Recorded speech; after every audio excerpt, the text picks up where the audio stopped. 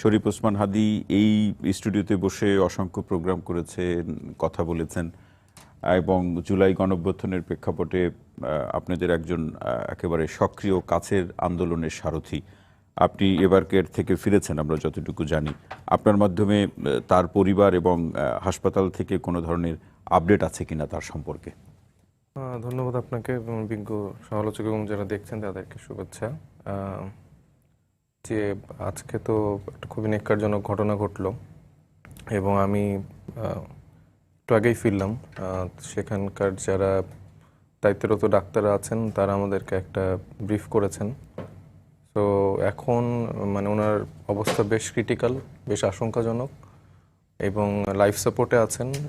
সর্বোচ্চ চেষ্টা ওনারা করছেন, তবে এখন মানে খুব বেশি সম্ভাবনা হয়তো নেই ওনার বাঁচার। আমি চাই যে দেশবাসী যারা দেখছেন সবাই ওনার জন্য দোয়া করবেন। আমার মনে একমাত্র এখন দোয়াটাই হয়তো বা কাজে দেবে, এছাড়া আসলে খুব বেশি সুযোগ নেই আর কি ওনার ফিরে আসার। একই সাথে এই প্রসঙ্গটি একটু শোনার চেষ্টা করছি আপনার কাছ থেকে। আমরা সবাই শোকাহত, মর্মাহত যে এই হামলার পিছনে যেটা আমরা গণমাধ্যমে শুনলাম যে আসলে তার উপরে হত্যার হুমকি ছিল বা তাকে দেখে নেওয়ার কিছু হুমকি ছিল, তার এই ব্যাপারগুলো কি আপনারা জানতেন বা আপনাদের সাথে কখনো আলোচনা হয়েছে বা তিনি কি আলোচনা করেছেন? হ্যাঁ, উনি তো এটা অনেকবারই প্রকাশ্যেই, আপনি গণমাধ্যমগুলো বলেন সব জায়গায় তো এগুলো বলেছেন যে ওনাকে রেগুলার বেসিসে ফোন কল, মেসেজ, তার ফ্যামিলিকে হুমকি দেওয়া হতো মারার, তার প্রতি তো ছিলই।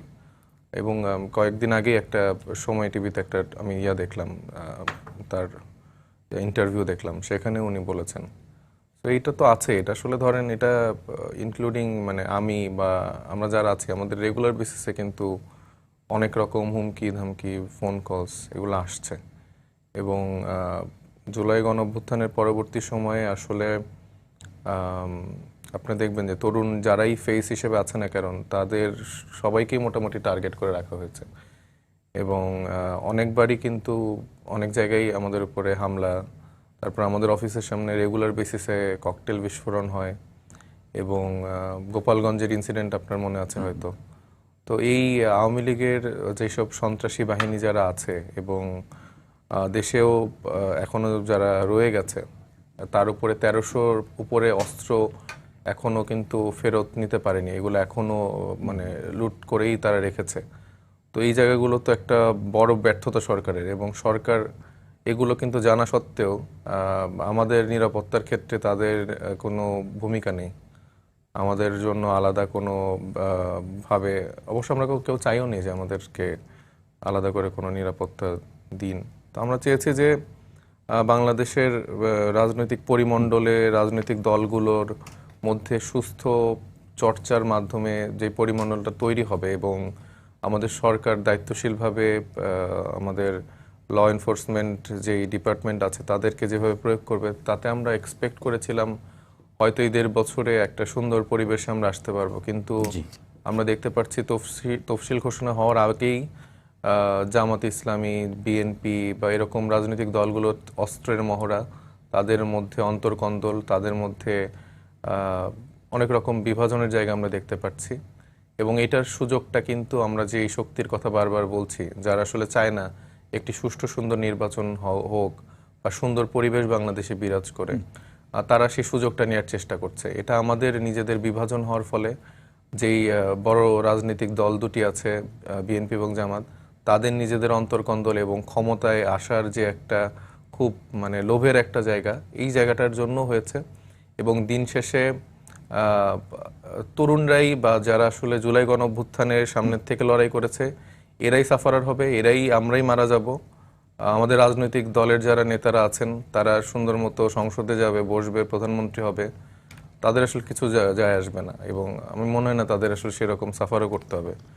তো আমার মনে হয় যে এই রাজনৈতিক দলের যারা আছেন তাদের জুলাই গণঅভ্যুত্থানে যেই ছাত্র তরুণ নেতারা আছেন তাদের প্রতি কিছুটা হলেও তাদের প্রতি একটা সহমর্মিতা বা তাদের প্রতি গ্রেটফুলনেস থাকা উচিত। এবং সেই জায়গা থেকে তাদের উচিত বর্তমানে বাংলাদেশে রাজনৈতিক দলগুলো থেকে অন্তত যেন কোনো রকম মানে অস্ত্রের ঝনঝনানির কোনো রকম ঘটনা না আসে, সেটা অগণতান্ত্রিক কোনো প্রক্রিয়ার উত্থান ঘটুক সেটা আমরা চাই না। সাহেব মুস্তাফিজ, অসংখ্য ধন্যবাদ আপনাকে। শেখ লুম্বে আসতে চাই।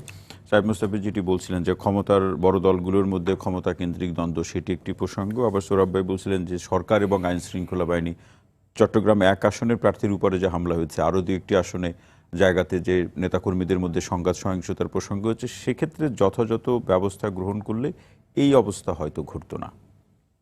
ধন্যবাদ আপনাকে, প্রিয়দী সহালোচক এবং আর টিভির সাথে যারা যুক্ত আছেন।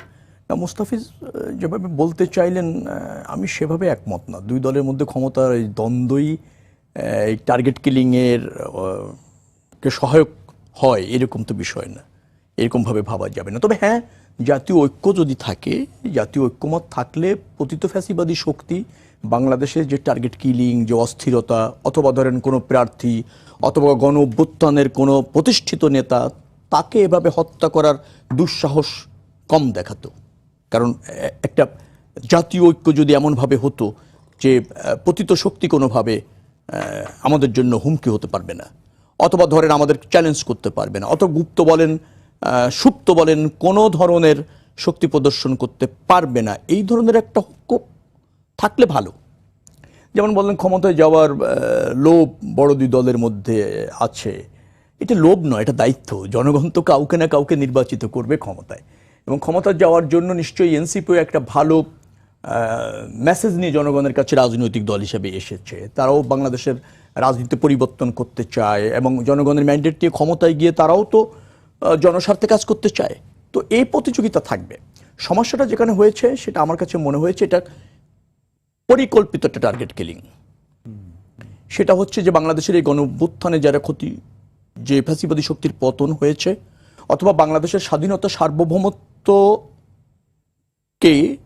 যারা আধিপত্য বিস্তার করতে চায়, অথবা পতিত শক্তির দেশীয়, আঞ্চলিক এবং আন্তর্জাতিক যারা সহযোগী আছে, তাদেরই এটা আমার মনে হয় যে দায় নিতে হবে এই হত্যার জন্য। মানে এই শক্তিকে কি চিহ্নিত করা এবং ব্যবস্থা গ্রহণ কি সরকারের পক্ষে সম্ভব হবে? শক্তি চিহ্নিত, শক্তি নিয়ে অসুবিধা নেই, কিন্তু হচ্ছে হত্যাকারী চিহ্নিত না।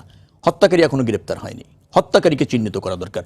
পতিত শক্তি তারা তো এটা জানান দিয়েই করছে যে তারা নির্বাচন বানচাল করতে চায়, তারা দেখে নেবে যারা এই গণঅভ্যুত্থানের নেতৃত্ব দিয়েছে, অথবা ধরেন যে সমস্ত রাজনৈতিক দল এখন ক্রিয়াশীল থেকে পতিত শক্তিকে নির্বাচনের বাইরে রেখে নির্বাচন করতে চায়, তারা সেটা হতে দেবে না। এটা তো প্রকাশ্যে তারা বলছে, প্রকাশ্যে বলছে। অতএব শক্তি চিহ্নিত, শক্তির সহায়তাকারী কারা সেটাও কিছুটা চিহ্নিত, কিন্তু প্রত্যক্ষভাবে হত্যার সাথে কারা জড়িত এবং এই হত্যাকাণ্ড নির্বিঘ্নে করে যেতে পারার ক্ষেত্রে কারা সহযোগিতা করেছে তারা এখনো চিহ্নিত না এবং গ্রেপ্তার না। সেটা দ্রুত হওয়া উচিত।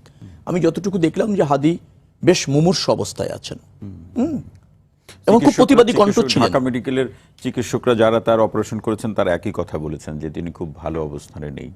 আমি যা কিলিংটা আমি যেটা দেখলাম আর কি, আপনার ওই কিছু তো আসছে আমাদের সামাজিক যোগাযোগের মাধ্যমে, একেবারে পেশাদারি কিলার ছাড়া এইভাবে সম্ভব না। মানে তারা একেবারে টার্গেট করেছে, তাকে ফলো করেছে, উপযুক্ত সময় খুঁজেছে, সে একটা অটোরিকশায় যাচ্ছিল এবং মনে করেছে যে তারা এইভাবে এই কাজটি করতে পারবে, সেভাবে তারা করেছে।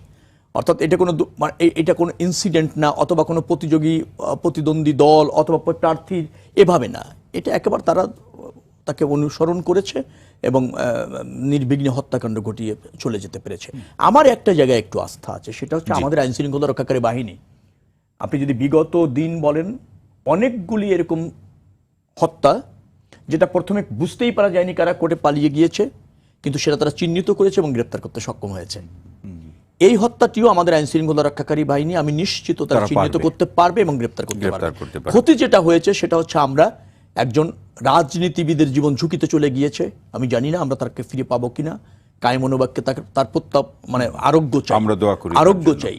কিন্তু এটা অন্য একটা মেসেজ দিচ্ছে যে যারা এই ফ্যাসিবাদী শক্তি পতনের জন্য পূর্বের থেকে ধরেন 17 বছর ধরে সক্রিয় ছিল, অথবা আন্দোলনের নেতৃত্ব দিয়েছে, সর্বশেষ পর্যায়ে এসে আবির্ভূত হয়ে সাহসের সাথে যে সমস্ত ছাত্র জনতা নেতৃত্ব দিয়েছে, তাদের জীবন হুমকিতে আছে।